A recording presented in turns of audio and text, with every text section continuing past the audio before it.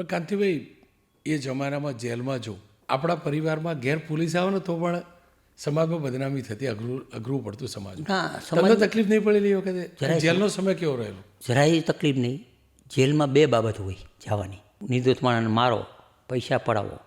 બાકી પ્રજા માટે જેલમાં જાઓ, પ્રજા માટે જેલમાં જાઓ તો કોઈ પ્રજા તમને ગાંઠના હાર પહેરાવે. મારા વાંહે એ જમાનામાં 1.5 લાખ માણસ ભેગા, હું છૂટ્યો ને 1.5 લાખ માણસ ભેગા થયા.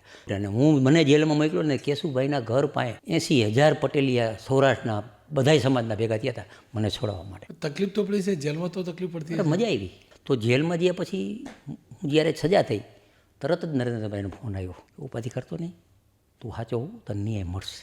જેલમાં ગયો પછી જોયું બધું, મને રહેવા એક રૂમ અલગ આપ્યો. ત્યારે મારા ભેગા અમૃત કાકા હતા પીપળીવાળા, પછી એને મેં મારા ભેગા લીધા. ભાવસીભાઈ રાઠોડ ગામ ભાંગ્યા હતા, એ મારા ભેગા, એ બેયને મેં મારા ભેગા લીધા. એટલે 3 જણા હોય તો મજા આવે ને.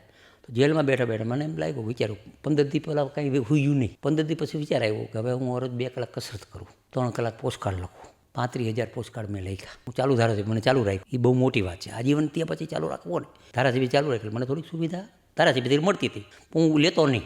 જેલ કાપવામાં જે મજા આવી છે ને મને, એવી અત્યારે બહારે મજા નથી આવતી. શું કામ? આપણા જ માટે કરવાનું. ભણવામાં ધ્યાન નથી દીધું, સેવા કરી છે બરાબર. તો અત્યારે મેં આ મોકો મળ્યો તો મેં ભણવાનું ચાલુ કરી દીધું.